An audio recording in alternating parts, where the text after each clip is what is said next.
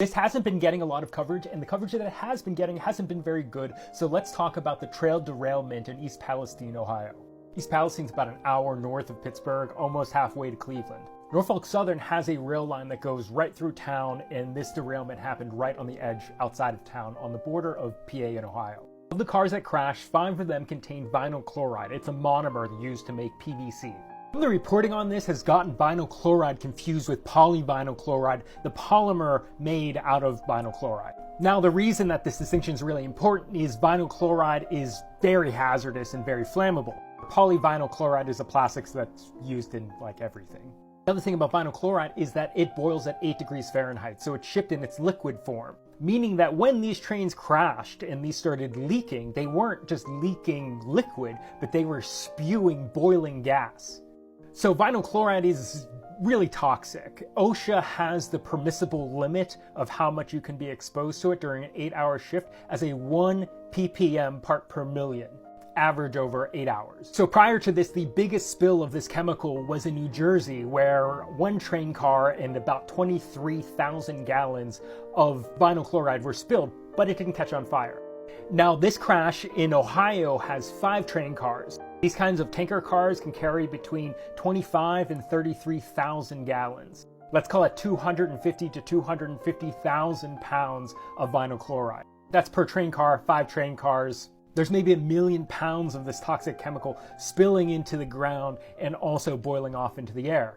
But then it caught on fire. I think this is where the reporting is really bad because no one is mentioning what the byproduct of vinyl chloride burning is. Of the many byproducts of burning vinyl chloride, one of them is hydrogen chloride. Hydrogen chloride is really unstable and latches onto water, like just water vapor in the atmosphere, and that turns into hydrochloric acid. So right now, government officials from the railroad, both the governor of Pennsylvania and Ohio are calling burning off the 1 million pounds of this stuff a success, but not mentioning that it means that we have hundreds of thousands of pounds of acid in the air, potentially. Now, ever since engineering school, I've studied a lot of industrial accidents. I just find it really fascinating, and organizations like the Chemical Safety Board, NTSB, and OSHA all have like really good reports available to the public. I think as a designer, it's really good to learn about mistakes. When looking at these kinds of industrial disasters across time, there are a couple things that are pretty universal across all of them. 1, the responsible party, in this case, Norfolk Southern Railway, always plays down the reality of the situation. Politicians also just repeat the same lines, and then news outlets just repeat the same. So all we're hearing is the responsible party's word. When you look historically at industrial disasters like this, it is very rare that the public is given accurate information. This is the controlled explosion in East Palestine, Ohio, where a train derailment had caused a chemical spill that was burning uncontrolled. So the party responsible for the spill in the first place was in control of not only cleaning it up, but also the narrative in the media. When you look at the reporting for this disaster, you'll see this a lot. Officials released toxic chemical after Ohio train derailment. It wasn't officials in the sense of government officials, but these are actually people that work for the company that was responsible for the spill in the first place. This is nothing new. When you look at reporting for industrial accidents, going back even like 140 years in the United States, you will see that the media and politicians almost always allow the responsible party to control the narrative, at least for the first part of the disaster. It generally starts this way because the responsible party is the party that knows the most. So the government officials, politicians, they ask what's going on. And often the company, because they are responsible, minimizes the impact and kind of omits details. Often there's just really poor communication inside the organization, so no one knows what's going on. You'll find that looking at reports that examine these types of incidences, politicians and government officials will also often want to avoid creating panic. We saw this at the beginning of the pandemic. The CDC said masks weren't necessary, but they knew that they were, they just didn't want to cause panic. I think this is a very flawed strategy because it usually is weighing the best case scenario of the event, in this case a massive chemical spill that's burning uncontrolled. In this situation, they were weighing that the risk of a panic was greater than the risk of this controlled explosion going unplanned. And the fact is, since it happened over an hour after it was supposed to, I would say it didn't go to plan, especially since they were saying that they were trying to get it done quickly to avoid a weather inversion that did happen shortly after they had their controlled explosion. I also think it's important to look during the press conferences how often they put company employees up, and it's never going to be executives. This guy, Scott Deutsch, who was introduced as the hazmat manager for the region, if history is any example, he probably won't be working for Norfolk Southern soon. I also think you should pay attention when government agencies and politicians say, we're being told that everything looks okay. They're pushing the responsibility for communicating you accurate information onto someone else. Look, I don't think anyone actually knows what's going to happen because there are so many variables. But I also think if you look at reporting, journalists are not really asking questions and just taking their word for it. I think that should always be suspicious. This massive industrial disaster wasn't an accident. The reason that it's important not to refer to incidences like the massive chemical spill train derailment that turned into a massive controlled explosion in East Palestine, Ohio, is because accident implies that there's nowhere to place blame. Accidents are things that just happen that couldn't be prevented, but these industrial disasters almost always could have been prevented. Our government agencies do a lot of work digging into industrial disasters after they happen to write up reports to really determine what happened, how it was caused, and how it could be prevented. Reading through hundreds of these reports, what becomes really apparent is almost everything could have been prevented, and the reason that it wasn't is almost always to save money. The companies that cause these massive disasters want us to think of these things as accidents, as things that they couldn't prevent, so we don't put blame on them. So I think it's important that we push back when journalists call these events accidents, because they're not. You might be wondering about how long it's going to be until the people of East Palestine, Ohio can return back to their homes and businesses. Right now it's very clear that officials really don't know. Though I'm sure it's extremely frustrating, I think it's very fair that officials really don't know. This vinyl chloride spill and the explosion that happened thereafter were some of the largest disasters of this type in our country's history. A similar spill happened in 2012 in Paulsboro, New Jersey on a Friday, also right on the border of Pennsylvania. After that disaster, it took about a week before people started to return. That spill was about 80% smaller and didn't include an explosion, but it was also much closer to the town. But I think it's safe to say that a lot of people won't be returning this week. But I think it's really important to bring this up because right now there's a lot of talk about the environmental fallout from this. And I think that that is very important.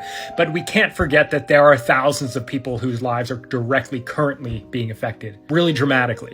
Even though I'm only an hour away in Pittsburgh, I only even heard about this major disaster from a close friend of mine because her mother and stepfather live and work in East Palestine. They are currently not just out of their home, but they're also out of their jobs. My friend started a GoFundMe, not just for her family, but for the whole town. They hope to help distribute these funds. There's a link from the link in my bio. There's a lot of places to donate money to, but this is just somebody who I personally know very intimately and have for a very long time. Her and her mom are both people I really trust, and there's a lot of need, so it's really good for funds to be spread out as much as possible.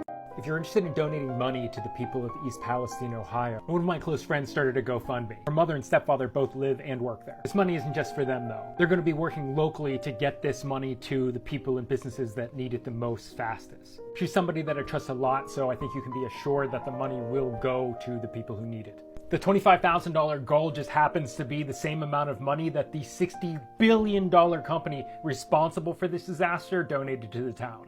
This is going to sound excessive to some people, but if you're in the eastern Ohio, western Pennsylvania region, and you are experiencing what you think are symptoms from the Norfolk Southern Railway spill, it's probably smart to see a doctor. I'm not a doctor, so this isn't medical advice. I'm also not an attorney, so this is not legal advice. But I have studied a lot of industrial disasters around the country, and they almost all play out the same way. But one thing that really keeps a lot of people from being able to claim damages against these companies is they don't have proof. This isn't going to see our court system for a long time. So if you were hurt from these toxic fumes, it might be years before you see your day in court, and having medical records from when you experience this are going to help. People might think that this is excessive or even a waste of doctors' time, but we don't know really who is being exposed to what. In the future, the railway is going to argue that anything you found was either placebo or even recall bias, so any documentation you have is going to help. If you're in the immediate vicinity of the Norfolk Southern Railway spill and the subsequent fire and explosion, these are some tips to help maximize your chances at being able to get proper compensation for the damages done. I'm not an attorney, and I'm certainly not your attorney, so this is not legal advice. However, I have spent in my short life over 6 digits on attorneys. I've learned some things. Save your clothes. Saturday, Sunday, Monday, Tuesday. Bag them, seal them, save them, don't wear them, don't wash them. Norfolk Southern has said that they're paying all expenses for the people in the immediate vicinity in the evacuation zone. Here's the phone number to make those claims. Replace your clothes. Disposing of clothes is standard procedure for chemical exposures. For you, there may be evidence on your clothing of what chemicals you might be exposed to. Medical symptoms. If you have symptoms that you think are tied to this, it's important for you to get a medical examination. Look, these companies, like the railroads, are very used to these kinds of lawsuits. They're pros at it. So you need everything that you can possibly get to go against them. Because what they're going to say in the future if you get sick is, how do we know it wasn't something else? We don't even know if you were exposed. Prove it. That's where a current medical examination could help. The evacuation order ended, so people are going back to their homes. They are offering a voluntary air testing. You should be taking this. Not only for your own benefit and peace of mind, but you also want to know what compounds they're testing for and what they are considering the acceptable parameters. In the future, if you get sick and you see that they only tested for one compound and it's suspected that a different compound got you sick, that matters. You shouldn't be signing anything that you're not absolutely positive you understand and that you agree with. In industrial disasters like this, it's pretty commonplace for the company at fault to come out and offer in-kind payments as compensation in exchange for you signing away your rights to ever make any other claim against them in the future. In the New Jersey vinyl chloride spill, the company responsible, Conrail, they came and said, hey, we'll give you all $500 for each of your kids, but none of your kids can ever sue us. And the thing is, like, if you're a family of three, $1,500, $2,500 right now compared to waiting years and years and years to win a lawsuit, I understand why it's attractive. But signing your rights away is where the problem is, because you don't know how you're going to feel next week. Some of the possible compounds that you may have been exposed to might not end up doing damage or at least noticeable damage to your body for quite some time. So you might just want to leave your options open. If you're following me because I was talking about East Palestine and what's going on with the Norfolk Southern train derailment and environmental disaster, I know you're probably expecting another video or a couple videos today. Unfortunately, I just didn't have the time. I just spent like 7 hours reading through everything that was released, the EPA reports. I will say that it seems that air is not the imminent concern. I would say that soil is definitely a concern, especially in Pennsylvania. Water is definitely a concern. I didn't see this before, but on February 8th, the EPA found that an oily product was leaking from a tank and onto the soil. This might be the non-haz lube that the guy from the railroad mentioned, but I feel like the public deserves to know exactly what the chemical was. My other concern is that though there are air reports for multiple days, the water report that is available, the only one that's available, is from the 4th, and it did show contamination. I have a busy day today, but hopefully tomorrow evening I'll be able to post some more videos. Where's Erin Brockovich? I keep seeing that in the comments thousands of times at this point, and I'm not picking on the person on this comment. I just picked this comment because it was the most recent one. Tons of people asking about where is Erin Brockovich on this, and I'm sure that she knows about it at this point, and I don't blame people for wanting to hear from her because she's the most well-known person for dealing with situations like this. But I think us here in the Rust Belt, we need to be really careful about this because we shouldn't be relying on heroes. It's a very good chance that there's no one coming in to save us here. For over a century here in the Rust Belt, we've had these big companies bribe politicians to allow the big companies to destroy our communities. I don't think that there's anyone coming in to fix this for us. We have to do something about it, and this is something that I think everyone in this region can unite over. Politicians have talked about these issues in a masked way that makes it seem like clean water, clean air is a partisan issue. That's because if they keep people divided and we don't unite together, there's not going to be enough people to fight these companies or force our politicians to fight these companies. And these big companies know that. And after disasters like this, they have sent people in to try to divide communities up. So they have less power. So in the coming weeks and months, I hope that everyone remembers that this is something that affects everyone negatively. This should not become a divisive issue. Look, I'm from this region, and I know one thing. You don't mess with the hunters, the fishermen, and the farmers. If there is a cover-up about how bad things are at the Norfolk Southern Railway spill, I actually think it's less about the air and more about the water. On Thursday night, the US EPA released this FAQ. A lot of stuff we already knew, but also buried within it a lot of stuff that we haven't been told, or was kind of glossed over. So here to ask you, is the EPA collecting water samples? And they respond, the Ohio EPA is leading the effort on investigating and addressing the impacts of Sulphur Run and Leslie Run. The EPA collected water samples from Sulphur Run and Leslie Run on the 4th.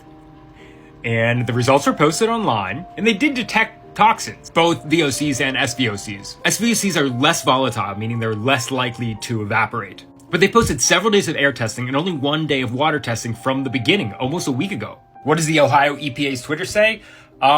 several tweets, but nothing about this. So here it's asked, what are the chemicals of concern? As you see, we're starting with the vinyl chloride. Yeah, we know about that. At least 5 train cars of vinyl chloride. They also list hydrogen chloride and phosgene, assuming as byproducts of the burning of the vinyl chloride. But after the page break, on the last page, the 4th page, alone on it has ethylene glycol monobutyl. I don't think that I've seen this mentioned before, but it is another hazardous chemical. It's a solvent that's used in the manufacturing, production of plastics. It's also used in cleaners, a bunch of stuff. There's evidence that it does irreversible liver and damage to your blood. It also mentions ethyl hexylacrylate, which is also carcinogenic. It's also used in plastics, paints, and some industrial adhesives. Anyone else heard anyone mention these 2 compounds before? I'm sure them being on the last page by themselves is just a coincidence, but it's not a very good one. It's also a little weird that all these compounds just have a description of what they are, but the vinyl chloride they threw in a bunch of extra sentences just about air testing. Since I started talking about the East Palestine Norfolk Southern train disaster, there has started to be more media that's talking about this story, but no one's digging very deep. Saturday at 6 a.m., let's dig into the letter that the EPA sent to Norfolk Southern Railway yesterday. This was posted last night on the EPA's website. I'll put a link in my bio. These notices became standard practice in the 1980s after Jimmy Carter passed the Superfund Act, also known as CERCLA. The EPA sends this out to potentially responsible parties. It's basically a letter saying, hey, we, the government, think that you're responsible for this. It's going to be expensive to clean up. What do you have to say for yourself? It starts by just stating the facts, what happened, where it happened, when it happened. But let's look at this last sentence here. Cars containing vinyl chloride, butyl acrylate, they told us about both of those, but then ethyl hexylacrylate and ethylene glycol monobutyl ether are known to have been and continue to be released into the air, surface soils, and surface waters. Continue to be. This is dated yesterday. It's just some explanation about what CERCLA is, but below is a brief description of the actions and observations taken by the EPA at the site. Conduct air testing, great. Conduct water testing, great. The EPA also made the following observations. Material released during the incident were observed and detected in the samples from Sulphur Run, Leslie Run, Bull Creek, North Fork, Little Beaver Creek in the Ohio River.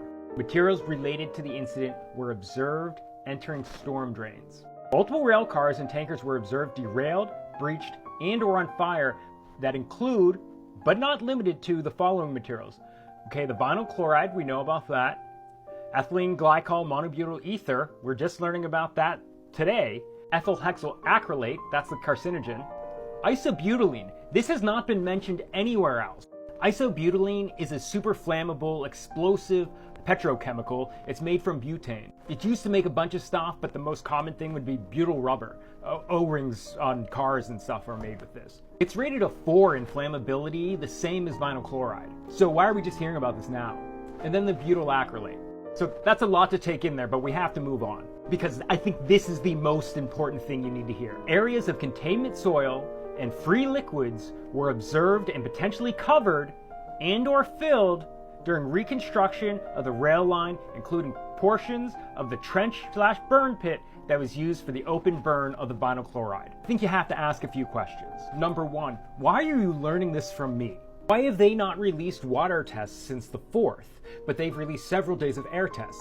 On the 5th, the EPA said that they were expecting water tests on the 7th or 8th. How much of these chemicals spilled? How much burned? Why was the track rebuilt over buried contaminants? It's Sunday night, there was a new document dropped, your update for the Norfolk Southern disaster in East Palestine, Ohio. This might be the biggest update we've had yet. It's a complete manifest from the train from Norfolk Southern. The EPA makes sure to note that initially they were only notified of the chemical compounds in the trains orally, also saying that they're not responsible for what's in this document. Just like all the other EPA documents that I've posted, they're available from a link in my bio. The EPA also released air results today. I don't know if we're going to get a chance to talk about them because this is a lot to talk about. It's a lot to go over, a lot of things that have been confirmed, and then a whole bunch of stuff that we're hearing for the first time. So the vinyl chloride. Train cars 28 through 31 were vinyl chloride. Car number 55 was also. We have to make a whole video to talk about the vinyl chloride because that's a bigger thing, but let's just say I wouldn't think right now that at this point in time, vinyl chloride is a worry. I think concerning air, there's more of a concern about particulate, but that's going to have to be another video. This is just train contents. Some things that we didn't know. There were 3 train cars of diethylene glycol. One of the cars completely spilled and 2 of them were leaking. This chemical is flammable, it's toxic, it's used in the manufacturing of plastics. It's also used in some brake fluids. Based on the tank car class, that's these things here, there is at least 16,000 gallons that were lost. No definitive indication whether if it was burned or if it was just spilled. There's one car of polypropylene glycol that was breached. This is also a chemical that's used in the manufacturing of plastics. It is considered to have low toxicity to humans, however, 16,000 gallons of it pouring into the ground isn't great. There's one tank car of propylene glycol, not to be confused with polypropylene glycol, propylene glycol, or PG as people who vape would know. It's low toxicity, it's used in some food products, it's used in vape liquids, but again, 16,000 gallons of it pouring into the ground, not good. The butyl acrylate that they did mention earlier, there was one tank car, it was breached and then caught on fire. It's very flammable, so I assume that that has all been burned away. Talk about cars that we know burn. So we have 2 hopper cars of PE, that's polyethylene plastic. These are going to be hopper cars of little plastic pellets used in a ton of different stuff, like all over your house, plastic bottles, toys. 4 hopper cars of what is labeled as polyvinyl. Hopper cars, so I'm assuming that this is PVC, polyvinyl chloride pellets. On the railroad, there's 1 burned, there's 1 burning, and 2 that had some amount burned. Toxic byproducts to the PVC burning, like the vinyl chloride burning itself. 1 car of balls burned, 1 car of sheet steel burned, 1 car of frozen veg, and then 1 car of powdered flakes. Not sure what the flakes are. List an unknown status for the ethylene glycol monobutyl and the ethyl hexylacrylate. Isobutylene was not breached. Now this is the big thing. There were 2 cars of petroleum oil completely gone, and 3 that lost some amount. These kinds of tank cars can hold anywhere from 16 to 30,000 gallons. What we're really talking about here is an oil spill. 1 gallon of petroleum oil spilled can pollute up to 1 million gallons of groundwater.